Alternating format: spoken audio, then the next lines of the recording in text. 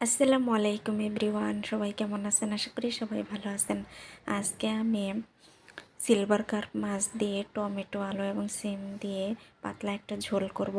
তো এর জন্য প্রথমে আমি মাছে পরিমাণ মতো হলুদ গুঁড়ো, পরিমাণ মতো লবণ এবং পরিমাণ মতো মাছের মশলা দিয়ে ভালোভাবে ম্যারিনেট করে নিয়েছি। তারপর চুলায় আমি একটা প্যান বসিয়ে দিয়ে তাতে পরিমাণ মতো তেল দিয়ে মাছগুলো ভালোভাবে ভেজে নিয়েছি। মাছগুলো যখন ভালোভাবে ভাজা হয়ে গিয়েছে তখন এ পর্যায়ে আমি সিম এবং আলু দিয়ে ভালোভাবে নেড়েচেড়ে ভেজে নিয়েছি।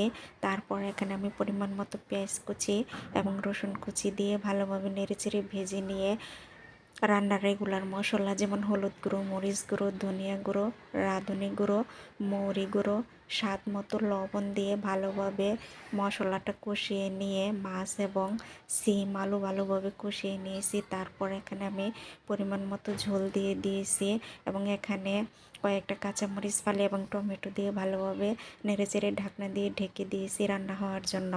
রান্নাটা যখন প্রায় শেষের দিকে হয়ে যাবে তখন এখানে আমি ধনিয়া পাতা কুচি অ্যাড করে দিয়েছি। তারপর আমি চুলা থেকে তরকারিটা নামিয়ে নিয়ে বাটিতে পরিবেশন করে নিয়েছি।